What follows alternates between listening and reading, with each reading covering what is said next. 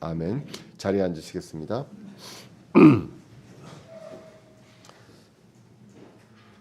예, 오늘은 데살로니가전서 2장 13절에서 14절 말씀을 통해서 성장과 고난이라는 제목으로 말씀을 같이 살펴보고자 합니다. 우리가 데살로니가 전서를 계속 읽어가고 있습니다. 바울 서신서를 읽어가고 있고요. 특별히 이제 데살로니가전서 1장은 복음 전도자로서의 바울에 대해서 기록되어 있다라고 말씀을 드렸습니다. 그리고 2장은 목자로서의 바울을 이제 기록하고 있다고 주석에서 이제 이야기를 하고 있습니다. 데살로니가 교회는 바울을 통해서 전해 들은 복음입니다. 바울을 통해서 복음을 전해 들었습니다. 그렇게 해서 3주 정도 말씀을 듣고 이제 교회가 세워졌고 지역에 본이 되는 교회가 되었다라고 데살로니가 전서 1장에서 이제 기록을 하고 있습니다. 바울은 이게 너무 기쁘고 감사가 됩니다. 그렇기 때문에 1장에서 그 기쁨을 이제 표현을 하고 있습니다.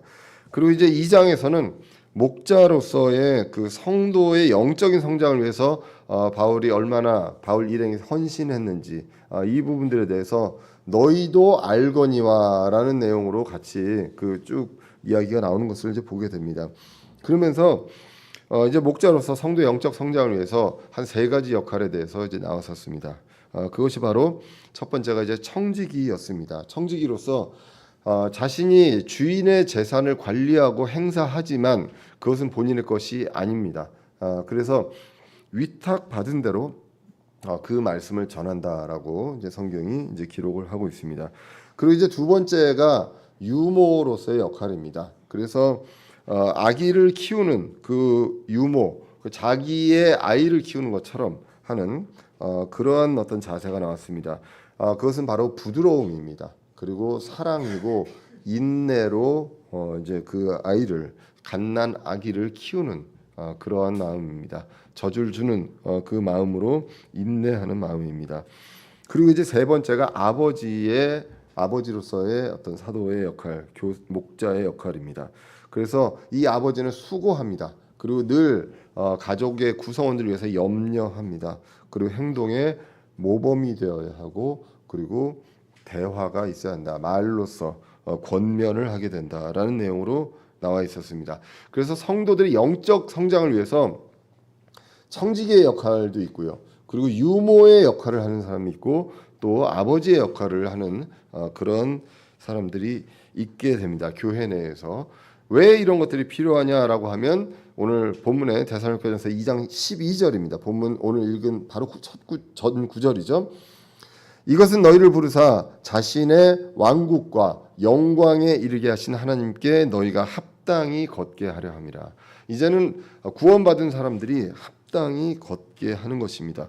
우리를 부르셨습니다. 이건 구원으로 이제 부르신 겁니다. 그래서 너희를 부르사 자신의 왕국과 영광에 이르게 하신 하나님입니다. 그러니까 이건 과거죠. 우리를 하나님의 왕국과 영광에 이르게 하셨습니다. 우리를 부르셔가지고 이제는 어떻게 해야 됩니까? 그거에 합당하게 걷게 하기 위해서 청지기의 역할, 유모의 역할, 아버지의 역할을 사도 바울과 그 일행이 하고 있다. 데살로니가 교회를 위해서 이제 하고 있다라고 기록을 합니다. 우리가 성경 전체를 보고 교회를 볼 때 구원, 혼의 구원 굉장히 중요합니다. 그렇지만 그것만큼 중요한 것이 바로 성도들의 영적인 성장입니다. 어느 것 하나를 더 중요하게 생각하는 것이 아니라 이 두 가지가 같이 중요합니다. 그래서 바울 서신서에서 구원에 대한 복음도 얘기하지만 성장에 대한 내용들이 많이 나오는 것을 이제 보게 됩니다. 특별히 이제 성도들이 예수 그리스도의 몸이라고 이야기를 했습니다. 그래서 이 몸이라고 말씀하시면서 몸이 함께 세우며 성장한다고 말씀합니다. 에베소서 4장 16절입니다. 그분으로부터 온 몸이 각 부분의 분량 안에서의 효력 있는 일에 따라 모든 마디가 공급하는 것에 의해 꼭 맞게 결합되고 들어차서 몸을 자라게 하여 사랑 안에서 스스로를 세우느니라. 몸을 자라게 합니다. 그리고 사랑 안에서 스스로를 세웁니다. 에디파이 하는 것입니다. 결국 우리가 말씀으로 구원받고 또 말씀으로 성장합니다. 여기에서 이제 목사 겸 교사의 역할이 있는 것이다라고 이제 에베소 4장에 이제 나와 있습니다. 영적 부모의 역할도 있습니다. 예, 그것이 바로 양육하는 것입니다. 이 구원받은 성도들이 모인 이 교회에 한 사람 한 사람 이 지체들을 자라게끔 건강하게 자라게 양육하는 것입니다. 그래서 이런 까닭에 바울 일행은 하나님께 감사한다. 그 전에 이제 12장에 이런 것들을 한 것들은 왜 했느냐? 하나님의 왕국으로 부르셨습니다. 그 하나님께 합당하게 걷게 하기 위함이다라고 이제 말씀하셨고, 그 다음에 이제 오늘 본문으로 13절로 가게 됩니다. 이런 까닭에 우리가 또한 하나님께 끊임없이 감사를 드리면 너희가 우리에게서 들은 하나님의 말씀을 받을 때 그것을 사람들의 말로 받지 아니하고 하나님의 말씀으로 받았기 때문이니 진실로 그러하도다. 그 말씀이 또한 너희 믿는 너희 안에서 효력 있게 일하느니라. 이 뒤에 구절들 때문에 끊임없이 바울 일행이 감사한다고 합니다. 하나님께. 왜 감사하느냐? 데살로니가 교회가 바울을 통해서 전해진 말씀을 사람이 전한 말이 아니라 하나님의 말씀으로 받았습니다. 전제가 있습니다. 바울이 전했을 때 이 바울이 전한 말씀은 그 말씀 자체가 하나님의 말씀이다라고 이제 기록을 하죠. 왜? 위탁받은 대로 전했기 때문에 하나님의 말씀입니다. 근데 사람들은 들을 때 바울이 말하는구나라고 이야기를 할 수가 있죠. 그런데 그것이 아니라 데살로니가 교회는 바울이 말하고 있지만 이것은 하나님의 말씀이다라고 하고 하나님의 말씀으로 받았기 때문에 그러기 때문에 그 말씀이 효력 있게 데살로니가 교회 그 안에서 일하고 있다.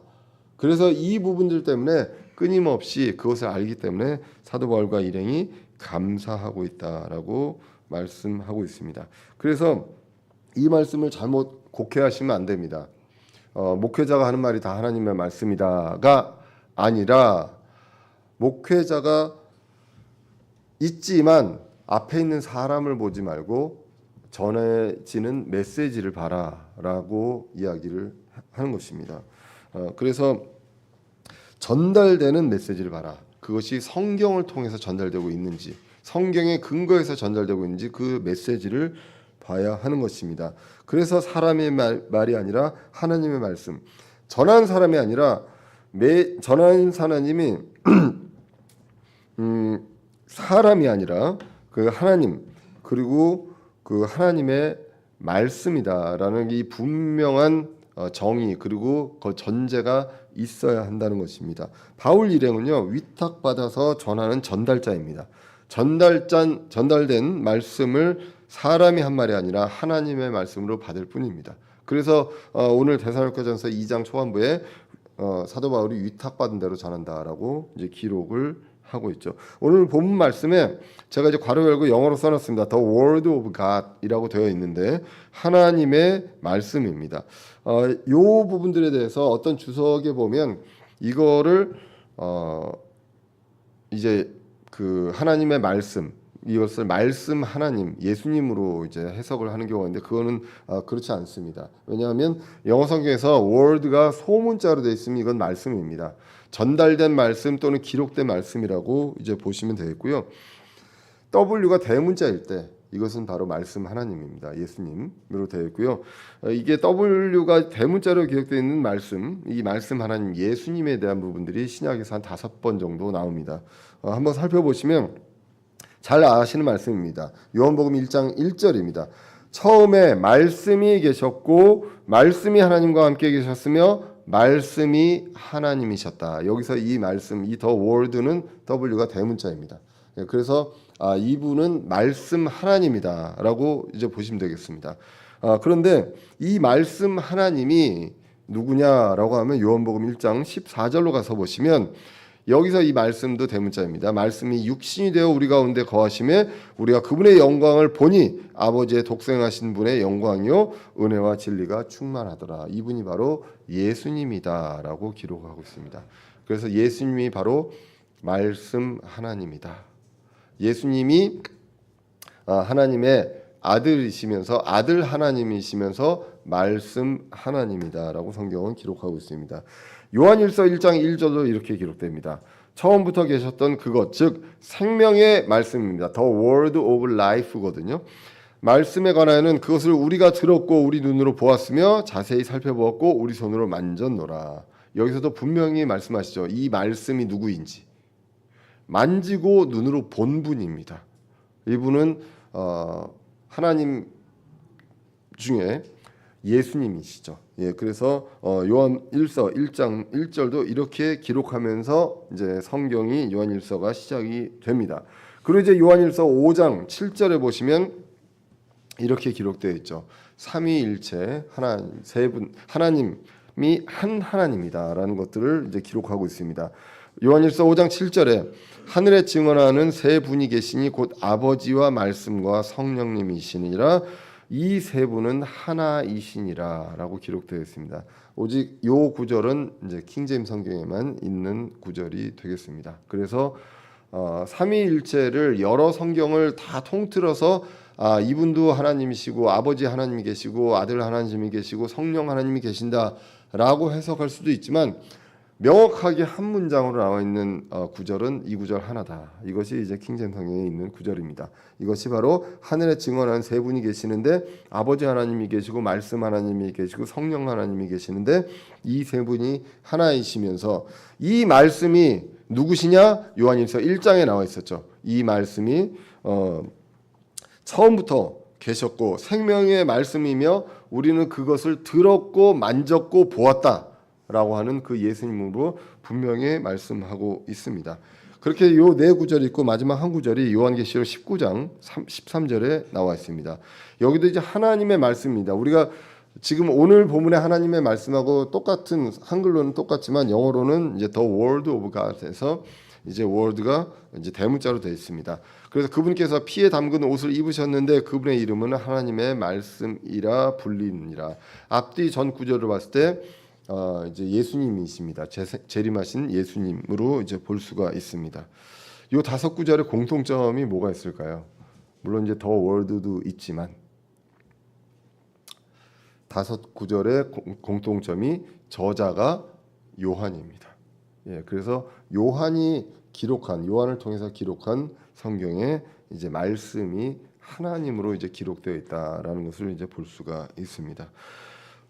오늘 본문은요. 다시 오늘 본문 돌아가서 오늘 본문은요. 소문자입니다. 그래서 그러므로 이것은 하나님께서 바울을 사용하셔서 데살로니가 성도에게 하신 말씀이다라고 이제 보시면 되겠습니다. 예, 그래서 이 바울은 어떻게 전했냐? 구약 성경을 근거로 전합니다. 기록되어 있는 말씀을 근거로 전하면서 사실 구약은 그림자처럼 희미합니다. 구약은 신약의 그림자라고 하죠. 실루엣을 볼 수 있습니다. 근데 이 실체를 구체적으로 알 수 있느냐? 그것들은 신비로 가려져 있었기 때문에 이 신비를 사도 바울을 통해서 구약 성경의 근거에서 이 신비를 풀어주는 그 내용이 이제 나와 있었습니다. 그래서 힘했던 것을 예수님을 증거로 해서 명확하게 설명을 합니다. 이것은 바울의 말이 아니라 하나님의 말씀입니다. 그래서 이 말씀이 혼을 구원하고 성도를 성장시킨다. 그리고 12절에 하나님께 합당히 걷게 한다는 것입니다. 이 모든 것들이 무엇입니까? 말씀에 근거해서 그렇습니다. 여기서 오늘 본문이 말씀이 효력 있게 일해서 합당히 걷습니다. 그런데 그 전에 그러면 전제가 사도 바울의 기적을 보고 그랬냐, 사도의 표적을 보고 그랬냐, 아니면 무슨 직접 계시를 각각 한 사람 한 사람이 음성을 듣고 했냐, 그것이 아니라 말씀을 사람의 말로 받지 않고 하나님의 말씀으로 받았을 때 결국 말씀으로 근거해서 성장하는 것이다라는 것을 성경에서 분명하게 이제 말씀을 하고 있습니다. 그래서 당시에는 구약 성경과 사도의 선포를 통해서 이제 하나님의 말씀을 듣게 되었습니다. 지금은 어떻습니까? 이제는 완전하게 완성된 기록된 성경이 있습니다. 그래서 그 성경을 바르게 해석할 수 있도록 성경 교사를 주셨고 그것을 통해서 이제 성장하게 됩니다. 에베소서 4장 11절 12절입니다. 그분께서는 더러는 사도로, 더러는 대언자로, 더러는 복음 전도자로, 더러는 목사 겸 교사로 주셨으니 이것은 성도를 완전하게 하고 섬기는 일을 하게 하며 그리스도의 몸을 세우게 하려 하심이라라고 이제 기록이 되어 있습니다. 예, 그래서 이제 말씀을 가르칩니다. 올바르게 해석할 수 있게 합니다. 그러면 이제 학생들은 어떻게 해야 될까요? 교사가 있으면 학생들인데 학생들은 어떻게 해야 할까요? 공부해야죠. 공부해야 합니다. 디모데후서 2장 15절입니다. 너는 진리의 말씀을 바르게 나누어 내 자신을 하나님께 인정받은 자로 부끄러울 것이 없는 일꾼으로 나타내도록 연구하라. 스터디라고 나옵니다. 진리의 말씀이 있습니다. 이 말씀을 듣게 됩니다. 그럴 때 바르게 나눕니다. 이 나누는 것은 디바이드입니다. 쉐어가 아니라 디바이드 해서 구분을 하는 것입니다. 시대에 따라 구분하고 수신자에 따라서 구분하는 것이 우리 독립심리교회 성경의 이제 해석 방식입니다.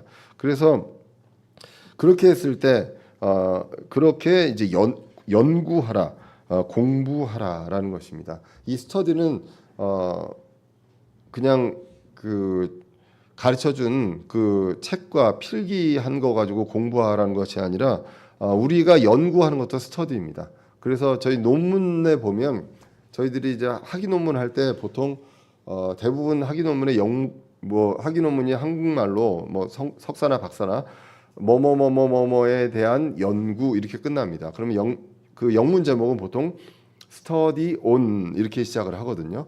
그래서 그걸 이제 연구라고 합니다. 대학에서부터는 이제 연구를 해야 합니다.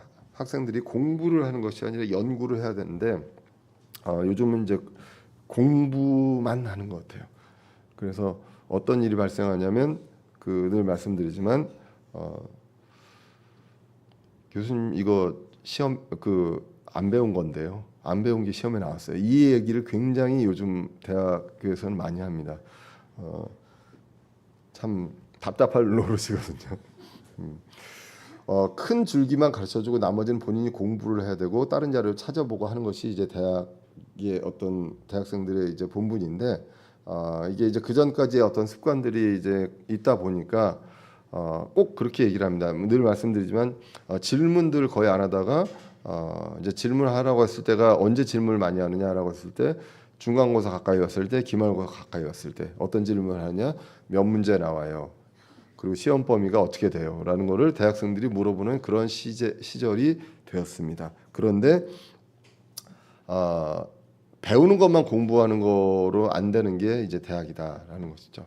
그래서 연구하고 자기가 생각하고 적용하는 그러한 것들이 이루어지고 스스로 공부를 해야 합니다. 큰 방향을 줍니다. 모든 것들을 성경 66권을 언제 다 이 시간에 일주일에 한 번씩 가지고 다 배우겠습니까? 그럴 때 이제 관련된 구절과 주제가 있을 때 이 부분들을 가지고 이제 같이 그리고 공부를 하게 되는 것입니다. 다시 오늘 본문으로 와서 13절에 보시면 하나님의 말씀으로 받았다고 합니다. 그래서 이 말씀으로 받는다는 것 먼저 전제가 무엇이 있어야 되냐면 하나님의 말씀으로 인정해야죠. 이 성경 자체가 하나님의 말씀입니다. 그래서 말씀으로 받고 그대로 성경 그대로 해석하는 것 이것이 가장 주된 골자입니다. 성경이 무엇인가? 하나님이 우리에게 주신 하나님의 말씀입니다. 그렇기 때문에 하나님의 말씀이기 때문에 오류가 없어야죠. 이것이 전제입니다. 오류가 없어야 하고 그것이 잘 보존이 되어 있어야 하죠. 그리고 이것을 그대로 받은 그대로 이제 우리가 해석을 해야 합니다. 흔히들 많이 현대 교회에서는 성경을 문자 그대로 해석하면 위험하다고 합니다. 근데 문자 그대로 해석하고 시대를 구분하고 대상을 구분할 때 훨씬 더 안전하다. 교리를 적용하는 데 있어서 그 부분들을 간과하고 있습니다. 극단으로 치닫는 경우가 성경이 모두가 다 비유다라고 이제 하는 경우가 있죠. 내가 뭔가를 명령하려고 편지를 쓰고 글을 썼는데 그걸 받는 사람이 처음부터 끝까지 이것은 비유적인 해석이다라고 했을 때 어떻게 이 명령이나 이런 것들이 전달이 되겠습니까? 그래서 이 부분들에 대해서는 사실은 사실이고 비유로 말씀하신 것들이 있습니다. 그건 반드시 비유로 말씀하셨다고 기록이 되어 있기 때문에 그 비유는 반드시 원래 뜻을 잘 이해할 수 있도록 본 뜻이 그 성경에 또 나와 있습니다. 주로 이제 사복음서에는 그렇게 나와 있기 때문에 그 원칙에 따라서 보시면 되겠습니다. 단 성경에서요 모형이 있고요 비유가 있습니다. 성경 전체를 비유라고 할 수는 없고요. 구약의 창세기 1장부터 11장을 신화로 보느냐 그렇게 보면 안 된다는 것이죠. 예, 그 모든 어떤 사건들이 예수님을 모형으로 하고 있습니다. 근데 실제로 일어났던 일들인데 그게 예수님의 모형인 거죠. 그런데 이게 일어나지도 않고 이거는 이런 것들을 상징하는 것이야라고 하는 것들이 바로 비유입니다. 그래서 비유가 아닌 것들을 비유로 해석한 것이 정말 위험하고 대부분의 이단들이 그쪽으로 그 비유를 통해서 이제 그 이상한 교리를 만들어내고 있는데 지금 많은 기성교회 현대 주류 교회들이 그 길로 가고 있지 않느냐라는 것이죠. 우리가 민감하게 과학적으로 참 설명이 힘든 부분들 그리고 우리가 참 지금의 어떤 그 상식적으로 굉장히 이해하기 힘든 부분들은 그냥 비유다, 신화다 이렇게 얘기하는 것들 결국은 정말로 위험한 것들이 그런 어떤 해석 방법인 것이죠. 그래서 이 부분들에 대해서 분명하게 이제 이야기할 필요가 있습니다. 제가 여러 번 이제 그 예를 든 적이 있었는데요. 뭐 그 여러분들 저기 점심 식사 후에 뭐 제가 이제 대전에 동을 잘 몰라서 그 대전이 연고가 아니라 뭐 어디로 갈까요? 하여튼 아무개 동이 있다고 합시다. 지금 기억이 동이 하나도 안 나는데 거기에 있는 찻집에 뭐 2층에 가서 보자라고 여러분들한테 말씀을 드렸어요. 그런데 그거를 목사님께서 대전에 어느 동에 찻집에 2층에 가서 차를 만나자고 하고 뭐 2시에 보자고 했다라고 했을 때 그것을 대전이라 함은 하나님께서 우리 대전을 중심으로 하자고 하는 목사님의 어떤 비유적인 해석이다. 그리고 2시에 보자고 하는 것은 점심 이후에 나른한 시기에 영적인 침체기, 영적인 어떤 피곤한 시기에 깨어 있으라는 것으로 이야기하는 것이고 차를 마시자고 하는 것은 전통적인 차를 얘기하는 것이기 때문에 우리가 본질을 찾자는 이야기다. 이렇게 해석을 한다고 쳐보자는 거예요. 그리고 제가 찻집에 갔는데 아무도 안 나왔다고 생각을 해봅시다. 우습잖아요. 근데 대부분 성경을 어떻게 해석합니까? 그렇게 해석하고 있잖아요. 성경을. 창세기 1장에서 11장에 있는데 그 사실을 다 신화로 해석을 합니다.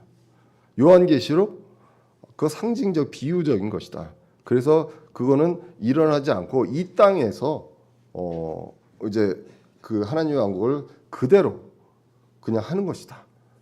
이렇게 해석들을 하고 있습니다. 그거하고 지금 제가 말씀한 거하고 뭐 크게 다른 게 있습니까? 근데 제가 그렇게 해가지고 했을 때 2시에 찻집에 안 나오실 건가요? 아니잖아요. 근데 이런 일들이 이제 발생한다는 거지. 먼저 전제는 뭐냐? 이것은 하나님의 말씀입니다. 그리고 하나님의 말씀에서 이렇게 기록되었다. 과거에 있는 것들은 역사적인 사실입니다. 그리고 지금의 명령은 그대로 이것이 교리입니다. 이 부분들에 대한 것들은 논란의 여지가 없다는 것입니다. 그리고 이 성경은 하나님께서 사람을 통해서 주신 것이다라고 이제 보시면 되겠습니다. 그래서 베드로서 1장 20절 21절에 보시면 먼저 이것을 알라 성경 기록의 대언은 결코 어떤 사적인 해석에서 나지 아니하였나니 대언은 옛적에 사람의 뜻으로 말미암아 나오지 아니하였고 오직 하나님의 거룩한 사람들은 성령님께서 자기들을 움직이시는 대로 말하였느니라라고 기록합니다. 사람들을요 성령님께서 움직이셨습니다. 그래서 그 말씀을 기록하게 하셨다는 것이죠. 여기서 또 많이 이제 이거를 저희가 문자 그대로 해석하는 것들을 가지고 이제 우리가 보통 이제 축자 영감이라고 합니다. 축자 영감이라고 하는데 이 부분들에 대해서 또 뭐 약간의 이제 비난과 조롱을 하시는 분들이 이제 그렇게도 얘기합니다. 베드로야 자 오늘 이제 아침에 그 8시까지 이리로 와라. 그래서 자 이제 받아 적어라라고 하는 게 축자 영감이다라고 하는데 그렇지 않습니다. 축자 영감은 사람의 성정과 사람의 지혜와 이런 것들을 이용을 하셔서 하나님께서 하나님의 말씀을 그대로 기록을 하신 거고 그 단어를 하나님께서 지키신 것이다라고 이제 보는 것이 바로 축자 영감입니다. 그래서 오늘 본문도 성경 기록이 있습니다. 하나님의 말씀입니다. 이것은 사사로이 그 사람들의 그 사람의 뜻으로 한 것이 아니라 하나님이 거룩한 사람들을 택하셨고 그 사람들이 자기 마음대로가 아니라 성령님께서 자기들을 움직이신 대로 말하였다고 합니다. 개역성경에서는 이것을 감동했다고 하거든요. 그래서 사람을 감동시켜서 했다라고 하는데 감동해서 그 감동에 복받쳐서는 자신의 글을 쓸 수 있습니다. 그런데 사람들이 자기들을 움직이시는 대로 이제 말하였다라고 기록합니다. 그리고 이 말씀을 정제하고 보존하셨습니다. 시편 12편 6절 7절입니다. 주의 말씀들은 순수한 말씀들이니 흙도가니에서 정제하여 7번 순수하게 만든 은과 같도다. 오 주여 주께서 그것들을 지키시며 주께서 그것들을 이 세대로부터 영원토록 영원히 보존하시리이다라고 기록하고 있습니다. 정제해서요. 하나하나 단어 하나하나를 완전히 정제해서 기록하셨고 이 말씀을 영원히 보존하신다라고 기록이 되어 있습니다. 그렇기 때문에 이 영원히 보존된 말씀이 분명히 있어야 합니다. 이 세상에. 그것을 우리는 킹제임스 성경이라고 이제 믿는 것입니다. 그래서 이 말씀들이 있습니다. 이 말씀을 가지고 우리는 성장한다고 기록합니다. 디모데후서 3장 16절입니다. 모든 성경 기록입니다. All Scripture, the Word of God. 해서 이제 이 All Scripture가 하나님의 영감입니다. Inspiration, 숨을 불어넣어 주셨습니다. 이 성경의 기록들, 이 성경의 기록들, 그 기록된 이 단어들을 다 영감으로 하나님께 숨을 불어넣어 주셔서 기록된 것이고, 그래서 교리와 책망과 바로잡음과 의로 교육하기에 유익합니다. 교리도 있습니다. 그리고 책망도 있습니다. 바로잡음과 의로 교육하는 게 있기 때문에 이제는 이런 것들에 있어서 철저히 갖추어지게 하기 위함이다라고 성경이 기록을 하고 있습니다. 그래서 이 말씀을 사람의 말이 아니라 하나님의 말씀으로 받을 때 그것이 효력 있게 일하게 됩니다. 그럼 효력 있게 일하게 하기 위해서 공부해라, 연구해라라고 했듯이 그런 사례가 있죠. 바로 베레아 사람들입니다. 사도행전 17장 11절입니다. 이들은 데살로니가에 있던 자들보다 더 고귀합니다. 노블하거든요. 고상해서 온전히 준비된 마음으로 말씀을 받아들이고 그것들이 그러한가 하여 날마다 성경 기록들을 탐구함으로라고 기록합니다. 그래서 탐구합니다. 서치합니다. 찾아봅니다. 성경을.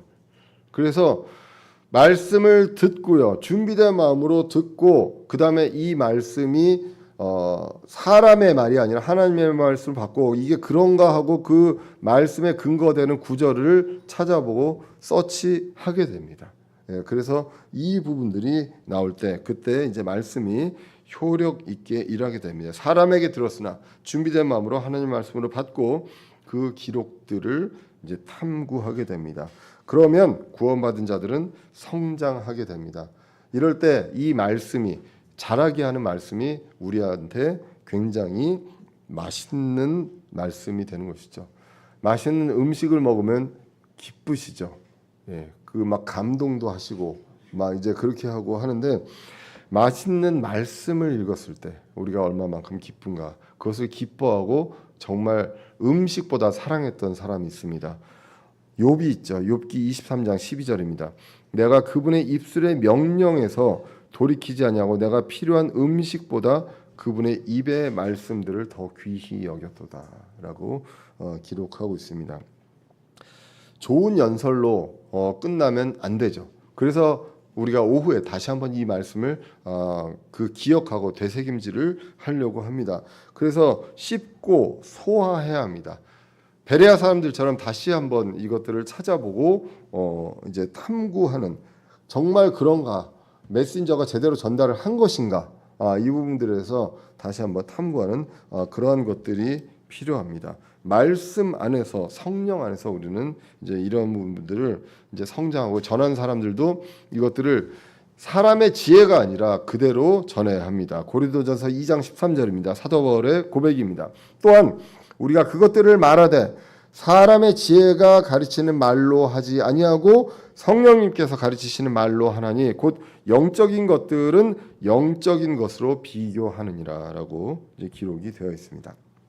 그래서 사람의 그 지혜의 말로 가르치는 것이 아니라 성령님께서 가르친다라고 생각하고 전하고 그리고 말하게 됩니다.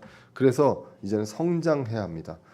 적용하면서 그 길을 이제 걸어가야죠. 제시하신 길을 그대로 걸어가야 합니다. 이것을 성령 안에서 걷는다라고 말씀합니다. 갈라디아서 5장 25절입니다. 만일 우리가 성령 안에서 살면 또한 성령 안에서 걷는다라고 기록하고 있고요. 이 걷는 것을 구체적으로 골로새서 2장 6절 7절에서 기록하고 있습니다.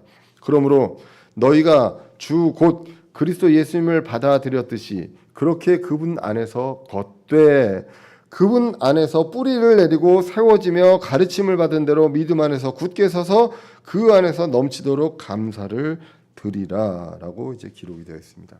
그래서 그분 안에서 걷는 것 어떻습니까? 믿음 그분 안에서 그 말씀에 뿌리를 내리고 세워집니다. 그리고 가르침을 받은 대로 믿음 안에서 굳게 섭니다. 그래서 그 어떤 일이 있어도 우리가 감사와 기쁨을 누릴 수 있는 그러한 확고한 사람들로 성장해 가는 것입니다.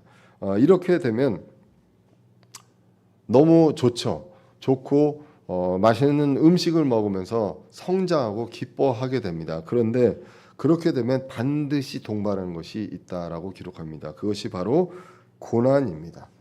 위어스비 성경은 위어스비 주석에서는 데살로니가전서 2장 13절에서 20절까지의 이 말씀의 제목을 성장통이라고 했습니다. growing pain 이렇게 해서 성장통이라고 했거든요. 그래서 오늘 본문이 13절에 이제 그렇게 기록이 되어 있고 말씀을 하나님의 말씀을 받아서 말씀이 효력 있게 일하기 때문에 사도 바울이 그것 때문에 너무 기쁘다. 하나님께 끊임없이 감사를 드린다라고 하고요. 그 다음에 14절입니다. 형제들아 너희는 그리스도 예수님 안에서 유대에 있는 하나님의 교회들을 따르는 자들이 되었나니 그렇게 되었잖아요. 되었는데 그들이 유대인들로부터 고난을 받은 것 같이 하나님의 교회가 유대인들로부터 고난을 받았습니다. 유대에 있는 유대인들의 교회가 그런 것처럼 너희도 너희 지방 사람들로부터 비슷한 것들로 고난을 받았느니라라고 이제 기록이 되어 있습니다. 그래서 말씀이 효력 있게 일하고 합당히 걷고 그러면 성장하면 반드시 오는 것이 바로 고난이다라고 이제 기록이 되어 있습니다.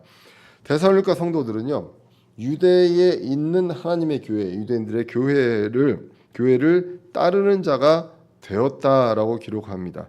이것은 데살로니가 교회에게 있어서 유대에 있는 하나님의 교회가 그들에게 있어서 본이 된 것이죠. 또 이제 데살로니가 교회는 또 그 지역에 이제 본이 되었습니다. 왜냐하면 여기서 이 교회를 따른다, 누구를 따른다고 하는 것들에 대한 전제가 있습니다. 그 교회나 그 사람이 그리스도를 따르기 때문입니다. 고린도전서 11장 1절입니다. 내가 그리스도를 따르는 자가 된 것 같이 너희도 나를 따르는 자가 되라. 따르는 자가 되는 이 본이 되는 그 주체는 반드시 전제가 그리스도를 따르는 것입니다. 다시 오늘 본문으로 가서요. 하나님의 교회를 따랐더니 그 고난이 있었다. 유대인의 교회가 유대인들로부터 고난을 받은 것처럼 그리고 데살로니가 교회도 그 지방 사람들로부터 비슷한 고난을 받았다라고 하면서 15절 이하에서 그 사례가 이제 나오게 됩니다. 데살로니가 전서는요 많은 핍박과 고난을 계속 언급을 해왔습니다. 데살로니가 전서 1장 6절에서는 너희가 많은 고난 속에서 성령과 기쁨과 더불어 말씀을 받아 우리와 주를 따르는 자가 되었다라고 이제 기록이 되어 있죠. 그래서 고난이 있었고 오늘 본문 2장 14절도 고난이 나옵니다. 15절은 핍박이 나옵니다. persecute 이렇게 나오죠. 그 다음에 18절에는 방해가 나옵니다. 이제 방해 공작이 벌어집니다. 이제 이런 부분들로 해서 계속해서 이제 고난이 나오게 되는 것이죠. 근데 이것은 필연적인 것이다. 이것을 우리가 건강하게 성장하면서 이 고난을 피해갈 수 없다라고 성경은 분명하게 말씀하고 있습니다. 예수님도요 제자들에게 이렇게 말씀하셨습니다. 마태복음 10장 18절에 보시면 또 너희가 나로 인하여 총독들과 왕들 앞에 끌려가 그들과 이방인들에게 증언하리라. 앞으로 있을 일들에 대해서 이제 이야기를 하는 것입니다. 그래서 19절에 그러나 그들이 너희를 넘겨줄 때 너희가 어떻게 혹은 무엇을 말할까 염려하지 말라. 너희가 말할 것을 바로 그 시각에 너희에게 주리니 말하는 이는 너희가 아니요 너희 안에서 말씀하시는 너희 아버지의 영이시니라라고 기록을 하고 있습니다. 분명히 고난이 있을 거고요.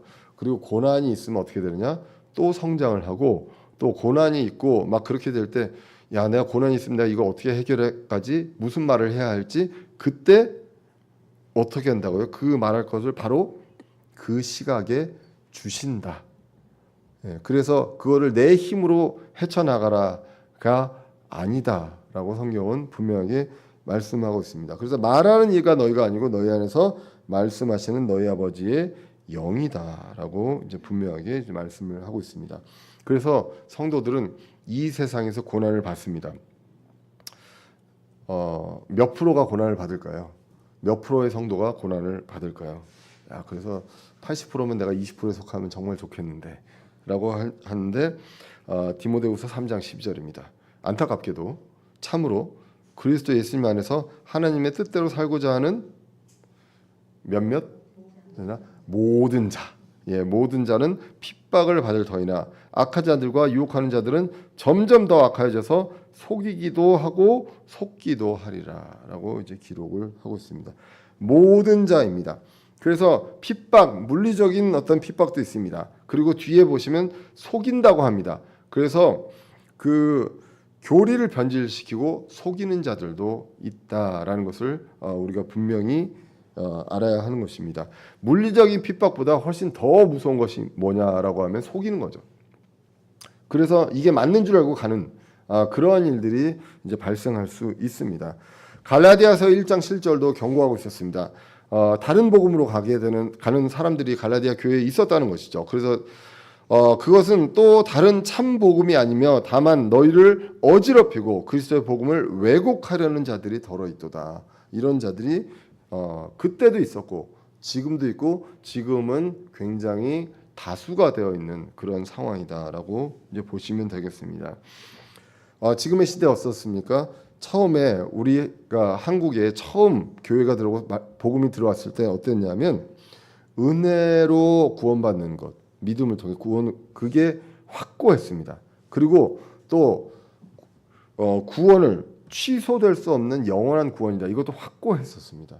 그랬는데 지금은 반이 안 됩니다. 지금 교회의 그 기성교회에서 특히나 취소할 수 없는 구원이다, 영원한 구원이다. 이거는 그 아니다라고 하는 그 교회가 다수입니다. 그래서 그만큼 이제 교리가 변질이 되어 있습니다. 말씀을 그대로 해석하고 적용하는 것이 위험하다고 이야기하는 그러한 세상에 지금 우리가 살고 있는 것입니다. 그런데 성경은 뭐라고 말씀합니까? 고린도후서 11장 13절 14절입니다. 그러한 자들은 거짓 사도여 속이는 일꾼이며 자기를 그리스도의 사도로 가장하는 자들이니라. 그것은 결코 놀랄 일이 아니니 사탄도 자기를 빛의 천사로 가장하느니라. 나쁜 일을 하는 것처럼 보이지 않습니다. 그런데 교리를 변질시키는 그 무시무시한 일들을 벌이고 있고 말씀을 하나님 말씀 그대로 문자 그대로 해석하고 적용하는 것들을 위험하기 때문에 그렇게 하면 안 된다라고 하는 그런 쪽으로 이제 가고 있는 세상에 저와 여러분들이 살고 있습니다. 어떤 것들이 가장 중요합니까? 우리가 말씀을 붙들고 우리 아이들이 말씀을 붙들고 그대로 해석하면서 가는 것, 이것이 저와 여러분들이 인생 가장 중요한 일 아니겠습니까? 주님 다시 오시는 날까지. 근데 그것들을 흔들고 있는 것들이 바로 불신자들이 아니라 믿는다고 하는 그 기득권, 당시에 예수님 때도 그랬지만 지금도 이제 그러고 있는 것입니다. 그래서 이러한 고난들이 분명히 오는데 누구로부터 오느냐?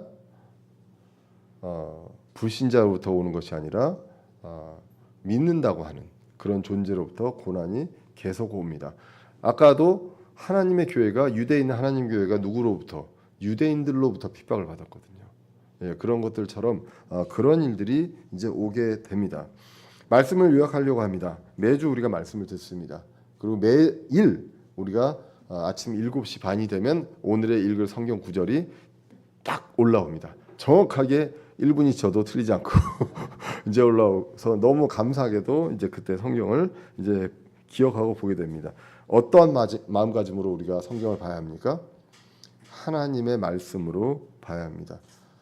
기록된 사람을 보는 것도 아니고요. 그리고 번역된 사람을 보고 보는 것이 아닙니다. 이것은 하나님의 온전한 말씀입니다. 이 말씀을 어떻게 우리가 온전하게 믿을 수 있습니까? 그 많은 저자가 오랜 기간 동안 기록한 성경인데 옛날에 대언한 것이 이루어진 것들이 그대로 이루어진 기록들이 있고 지금도 성경 이외에 그 마치고 나서의 어떤 역사에서도 그대로 이루어진 것들이 증명되는 것이 너무나도 많은 것이 바로 성경입니다. 그렇기 때문에 이런 것들을 보면서 이제는 그것을 전제로 하고 예배 중에서도 전하는 사람이 아니라 전해지는 말씀을 이제 봐야 합니다. 하나님의 말씀으로 받고 탐구하고 적용해야 합니다. 그렇게 되면 합당하게 걷고 우리가 성장할 수 있다고 합니다. 그리고 이제 성장을 하게 되면 이제 반드시 우리에게 고난이 오게 됩니다. 이것을 왜 나한테만 이런 것이 오느냐라고 할 것이 아니라 반드시 오는 고난이다라고 하고 받아들일 필요가 있다는 것입니다. 그리고 이것들에 대해서 피할 수 없다는 것을 봐야 합니다. 만약에 고난이 없다면 과연 말씀이 효력 있게 나한테서 일하고 있는가 이것을 다시 한번 점검해야 될 수도 있습니다. 그러면 이제 고난을 두려워할 것인가? 그렇지 않습니다. 예수님께서 약속하셨습니다. 요한복음 16장 33절입니다. 32절에 보시면 제자들이 이제 흩어지고 고난을 받을 것이라는 것을 알려주고 33절에 너에게 이 일들을 말하는 것은 너희가 내 안에서 평안을 누리게 하려 함이니라. 고난이 있는데 주님 안에서 평안을 누린다는 것입니다. 고난이 있을 때 역설적으로 더 평안을 누린다는 것입니다. 고난이 있을 때 하나님이 그리고 주님이 나와 함께 하시는구나를 매 시간마다 느낄 수 있기 때문에 그것에 더 평안을 누리게 하려 함이다라고 합니다. 이 세상에서는 너희가 환난을 당할 터이나 기운을 내라 내가 세상을 이기었노라라고 과거로 표현하고 있습니다. 그리고 우리는 어떻게 이 기쁨을 평안을 누립니까? 로마서 5장 3절에 나와 있습니다. 환난은 인내를, 인내는 체험을, 체험은 소망을 낳는다라고 기록을 하고 있습니다. 쉬운 일 아닌 거 압니다. 그런데 성경은 분명한 전제를 이렇게 이것이 진리다라고 기록을 하고 있습니다. 우리는 구원받고 성장해야 하고요. 그리고 성장하면 고난이 오게 됩니다. 그리고 이 고난에 대해서 예수님께서 이기셨다고 기록을 하고 있습니다. 그래서 이것들을 말씀하시는 이유가 뭐냐? 주님 안에서 평안을 누리게 하려 합니다. 라고 성경이 분명히 기록을 하고 있습니다. 그래서 성장과 고난은 반드시 같이 온다는 것을 우리가 오늘 말씀을 통해서 기억하고요. 마음의 준비가 필요합니다. 이제 올 거야. 이제 분명히 올 거야. 라고 마음의 준비를 하고 우리가 이렇게 모여 있잖아요. 그래서 함께 짐을 나누고 위로하고 세워주고 소망으로 위로할 수 있는 저와 여러분들 되시기를 간절히 기원합니다. 기도하겠습니다. 살아계신 하나님 아버지, 오늘도 부족한 사람의 입술로 주님의 귀한 말씀 나누게 해주심을 감사합니다. 오늘 주님 주신 말씀, 이 말씀 하나님의 말씀으로 받고 뿌리내리고 새길 수 있도록 인도하여 주시옵소서. 주님의 말씀을 하나님의 말씀으로 받고 이 말씀이 저희들 안에서 효력 있게 일함으로써 저희들이 날마다 성장하고 합당하게 걸을 수 있도록 인도하여 주시옵소서. 이와 동반되는 고난이 저희들에게 있을 줄 믿습니다. 그리고 우리 교회에 고난이 있을 수 있다고 저희들 믿습니다. 이럴 때 주님께서 당당히 이기셨고 주님 안에서 평안을 누리게 하고자 함이라는 것을 기억하며 저희들 주님 주신 말씀으로 이기며 나아갈 수 있도록 인도하여 주시옵소서. 감사드리며 예수 그리스도의 이름으로 기도드렸습니다. 아멘. 찬송가 482장 찬송 드리고 예배를 마치겠습니다.